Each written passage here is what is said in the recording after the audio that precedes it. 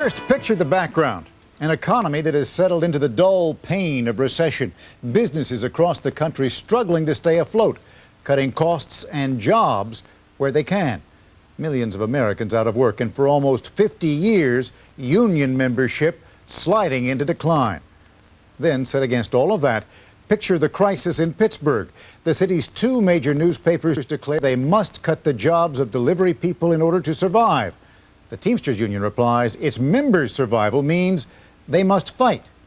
2 months later, a crippling strike is still underway. The workers aren't getting a paycheck, and an effort to publish the papers with replacement workers has been violently resisted. And Pittsburgh? Well, the city may be the biggest loser of all. The fact is, we've seen this kind of struggle all across America, and we are likely to see it again. Where's the way out of this downward spiral? We'll ask the people of Pittsburgh, but first, the headlines. Here's Dave Marish. Stop the press! Stop the press! Stop the press! Stop the press! Scabs go home! Scabs go home! Our city is our jobs! Our city is our jobs! Our city is our jobs! A lot of angry messages have been delivered in the last 2 days by supporters of striking newspaper delivery men. But the single most significant one was stated rather calmly by the lawyer for Teamsters Local 211. Pittsburgh is a very strong labor town. It's really the cradle of organized labor. Management at the Pittsburgh Press Company, publishers of both the Press and the Pittsburgh Post-Gazette, recognized that today as they called off their abortive 2-day attempt to break the delivery people's 70-day walkout with replacement workers brought in from out of state. In Pittsburgh, those two moves, reopening a struck facility and importing strikebreakers, triggered not just anger and violence, it triggered historical memory. It seems ironic, 100 years ago this month, Andrew Carnegie and Henry Frick attempted to break the steelworker strike in Homestead. And of course they were successful with the assistance of a militia. This time, Pass happily observed, things were different. The public supported the strikers and they didn't have the aid of the militia to further their objectives. In fact, said the vice president and general manager of the press company, uniformed police, far from helping break the strike, helped the strikers. I'm appalled at the lack of protection that the city of Pittsburgh and the other surrounding communities gives to its citizens and to its businesses. Reporters on the street said police did intervene in some cases of violence, at least trying to calm the angry strikers and keep them away from the replacements. They had some success. Car windows were smashed, tires were slashed, scattered newspaper distribution centers were immobilized, but there were few injuries, and none of them apparently were serious. There were also relatively few arrests, and the police, like a lot of public officials, did seem to sympathize, if not with the strikers' actions, at least with their plight as victims of aggressive employers. I tried to stay neutral. I canceled my personal subscription at the point where the press brought in an alternative non-union paper and hired workers from outside of Pittsburgh. People really, I think, when they see an attempt to break a union like this, they know what the issues are at stake, and they feel, I think, an instinctive sense of support for it. I think the basic issue is the right of the worker to protect themselves against an employer that thinks they can just run over the workers. And I think that malaise has set in since the air traffic controller strike and continues to seem to permeate a great segment of American industry today. And I think the workers are finally standing up and going to be heard. In PATCO, there were lots of issues, work rules, wages. And I think the public, especially in a place like Pittsburgh that's been hit really hard by job loss, knows and understands what job loss means. That if these blue-collar jobs go, if these 600 blue-collar jobs go, those people are probably going to be working at minimum wage or a little bit better above that. They know that when those jobs are gone, they just don't come back by magic. Late today, the press company said it would restore about 175 of the 450 delivery jobs it had cut and called that a deal maker. Suppose I tell you that's no longer an issue.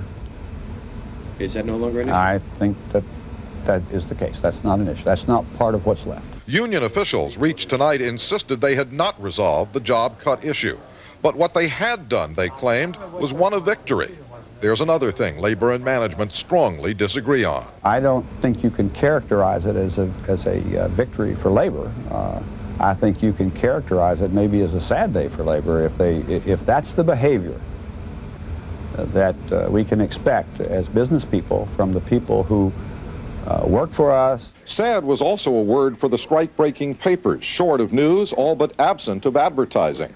The one advertiser in the paper claimed he'd been hoaxed, falsely assured there would be other advertisers. He asked for his ad to be pulled, and he wanted his money back. But after this two-day experiment in strike-breaking had failed, both sides claimed they were now ready to resume peaceful bargaining. Well, it changes something. I think we can get down to bargaining, which we're trying to do.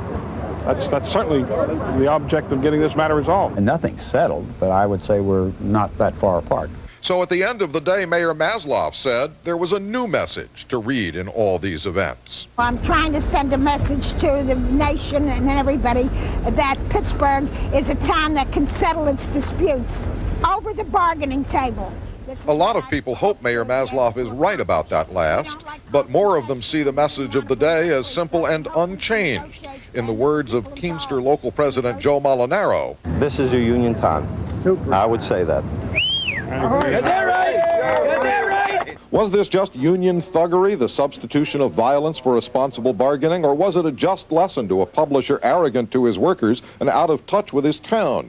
You'll hear eloquent arguments on both sides of that question tonight, and you'll hear in Pittsburgh a sneaking suspicion that what went down here might have been historic, an end to labor's doldrums of the 1980s, a return to the sense that working people in bad times can best help one another by banding together, a sense that Pittsburgh might for a second time have been a cradle to the union movement. I'm Dave Marish for Nightline in Pittsburgh.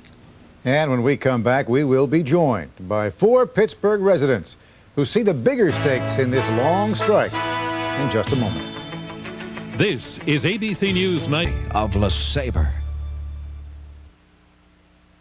When you go to an accredited hospital, you expect the best care, right? Well, the truth about accreditation... Years, and he was active in his union until 1985, when the USX Homestead Works outside Pittsburgh was closed. As a freelance writer, Diane Rita doesn't have to deal directly with union management issues, but on this strike, she says she sides with management. Jacques Kahn heads the Golden Triangle Association. That's a group that promotes business in downtown Pittsburgh. He says he has worked hard to help the city shed its image as, in his words, a union hornet's nest. Mr. Stout, Ms. Rita, and Mr. Kahn all join us from our Pittsburgh affiliate, WTAE. Now, we're also joined by the Reverend Thomas Smith, who is the pastor of the Monumental Baptist Church. Members there have mixed feelings on the strike, and he joins us from his church, one of the largest of the black churches in the Pittsburgh area. Mr. Stout, I know you have very strong feelings about what's been going on in Pittsburgh. Do you have any sympathy for the newspapers who say they're really up against the ropes and they need to make some changes? I have no sympathy for any corporate raiders that come in, such as Scripps Howard. Most of their board, which doesn't even live in the city of Pittsburgh, made $72 million in clear profit last year, and then comes along and says they got to eliminate 600 jobs, 4,500 carriers, mostly who are kids and teenagers, so they can make more money. I have no sympathy for them at all. And what's more, I'm going to be out there with the workers every chance I can get. You're saying then that if they say to you, look, we've got to do some cutting here, there's no way that we can be in this business unless we have some profits, and by George, if we continue down the road we're going, it's all going to be bad for everybody. You don't buy any of that? I don't buy any of it, and I think the city of Pittsburgh doesn't buy it. I think the mayor of Pittsburgh doesn't buy it, and I think the city council, and I think the mayors all around Pittsburgh who have joined in sympathy and support for the strikers. I think the hundreds and hundreds of stores that are putting signs up saying we do not sell the Pittsburgh Press and Pittsburgh Post-Gazette have all shown where the city of Pittsburgh stands, and we stand with the working people that made this city what it is today, and we're going to stand with them until this battle is over. Ms. Rita, that's a sentiment that we have heard throughout this long strike. No sense of sympathy for the unions, for the management side at all. That's correct. Pittsburgh is a very supportive of its unions, and it has a long history in the labor movement. But what I think we're seeing is a trend that's going on all across the country. There are very few cities the size of Pittsburgh that still have their newspapers delivered in the traditional way by kids on bicycles without the benefit of a centralized distribution system and adult carriers. And I think what we're seeing is simply a good business decision on the part of the press. Well, what a lot of these folks in the union are saying is, you know, they came in here, they're cutting these jobs back, they don't have to do that, they could hold these jobs in here and still have a fair profit. What they're doing is kind of raiding our town. I don't think so. I'm sorry whenever anyone loses their job, because I've been the victim of layoffs and members of my family have been laid off from different professions. And this is a particularly emotional issue because it not only involves adults losing their jobs, but it involves the kids who are carriers. And the Teamsters have made a lot of hay out of that with these kids in front of the evening news cameras. Even urging them to go around behind the delivery people today and pick up papers that had been delivered by non-union carriers. But I think that we need to just keep in mind the fact that it's a business decision. A union that truly advocated its members, that was truly standing up for its members, would have realized that this was coming a long time ago and started to make plans, maybe negotiated retraining packages or compensation packages. For us, this is not a new story. This has been news for almost a year here in this city. We've known it was coming. Reverend Smith, you look at this from a different perspective, from a little bit to the side. How does it look to you? Well, I'm very much concerned about the issue, concerned about both sides of the issue, because we have to have employment opportunities available in the city. We've already been devastated with the loss of a substantial number of jobs in this city and in this region. And we need to make sure that employers are here to provide the employment. But on the other hand, we're also concerned that they are not corporate raiders, that they are able to live with a decent profit margin and do not attempt to gouge the market or attempt to cut labor's benefits to the extent that the workers are cut back to minimum wage jobs. So I'm concerned about both sides of that. I'm also concerned about how African American community is being played on both sides of this issue. While they used African Americans to help break the strike, in which we're concerned about their safety, we're also concerned about the union side of it, in that it's very hard for African Americans to become a part of the union to get some of those jobs. So I have mixed, and the community has mixed emotions about both sides of this issue. Are you saying really that you see that members of your community are being used as a pawn by both sides?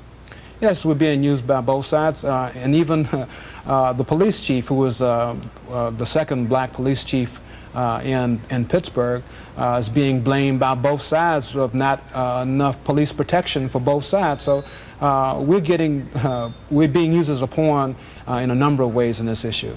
Mr. Kahn, what does that mean, a union hornet's nest? Why do you say that Pittsburgh used to be seen that way? Well, Mr. Sawyer, when I arrived in town many years ago, we were not only called a smoky city, and we were an industrial center and a manufacturing center. And at that time, the unions were, and our town had a reputation, unfortunately, for being a union hornet's nest. I think it's a 100-year anniversary of a terrible strike in this city. But I'm a public relations man, and I work on behalf of the city. I promote the city, the down part, and I'm sitting right at the moment in the middle. I guess that's where I belong, between the gentleman on my right from the union and the young lady entrepreneur on my left. And I'm very concerned about what this is doing at the moment. I'm worried about the image of our city. I've watched us come from a smoky industrial manufacturing center with a union and a manufacturing reputation through several decades of renaissance, and watched the city become involved in technology, medical center, educational center, a whole new image. And now suddenly, and we worked hard to clean that image. We became the most livable city, and I think we were the most workable city.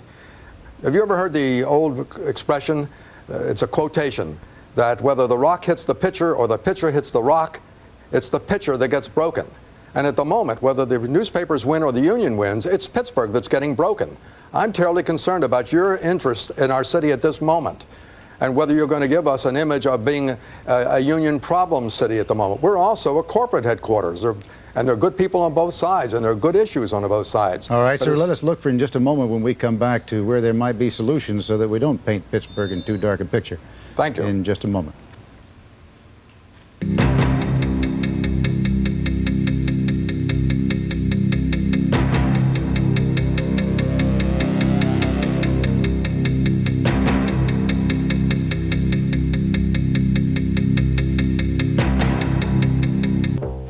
We are continuing our discussion of the Pittsburgh newspaper strike. Mike Stout is an old union man who was laid off as a steel worker. Mr. Stout, I appreciate the strength of your feelings, but sometimes strong feelings lead to rash actions.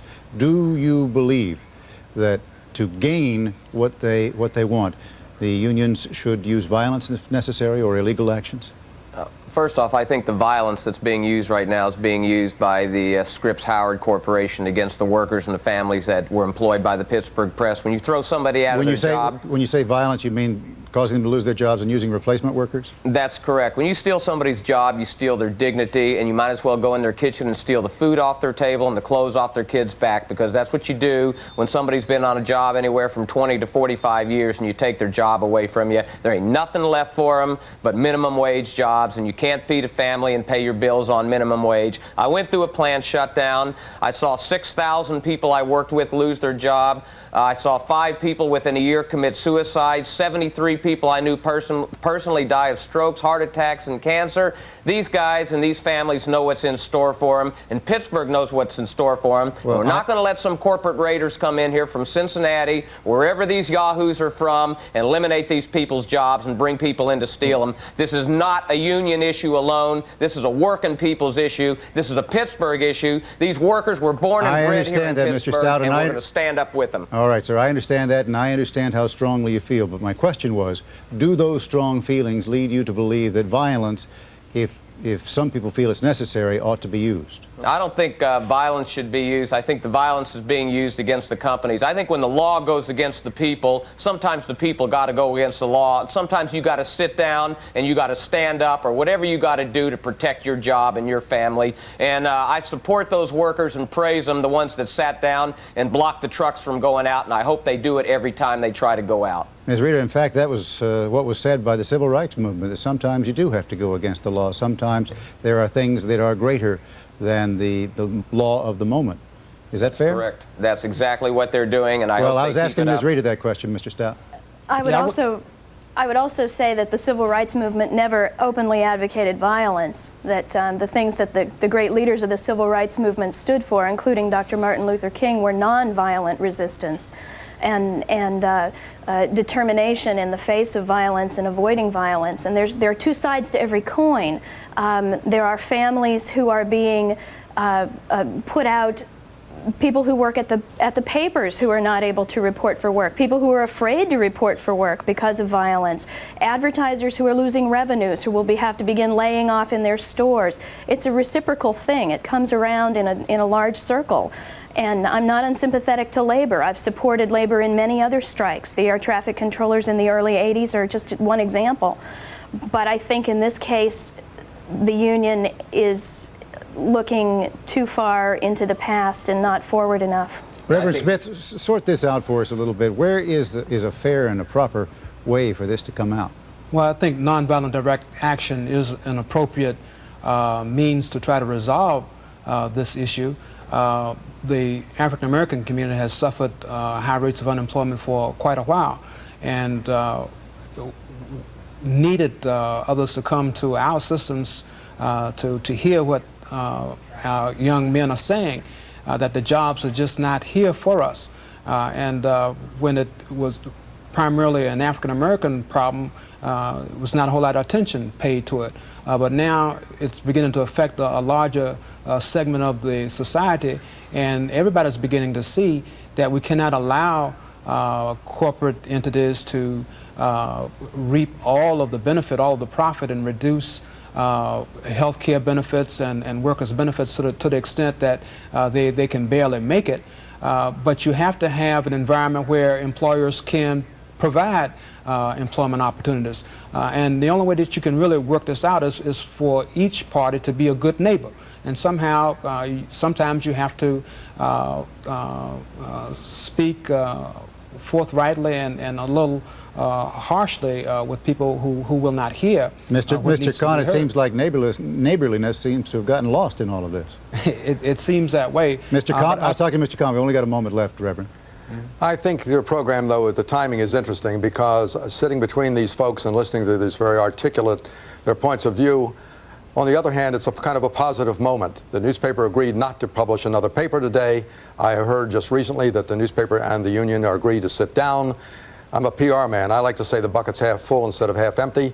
I think this will be ironed out in the near future. It's a sad incident for us. And I'm very hopeful that we'll bounce back, the unions will get a fair deal, and the newspapers will too. If there is a compromise, Mr. Stout, I've got about 20 seconds. If there is a compromise and some jobs are lost, will you feel that that's fair? As long as those people are taken care of, I think it would be fair, and they're treated as the family they have been part of for the past 3 or 4 generations. I'd like to say in closing, too, thank you, Pittsburgh, for standing up for its working people. All right. On that note, we'll leave it for just this moment, and I thank all 4 of you for talking to us tonight. Thank you. We'll be back in just a moment.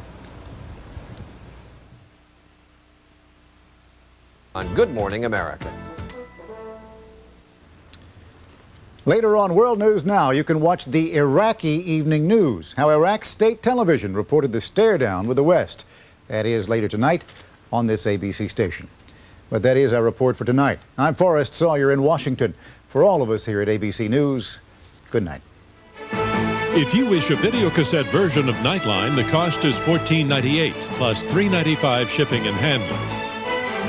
If you wish a printed transcript, please send $4 to 1535 Grant Street, Denver, Colorado, 80203.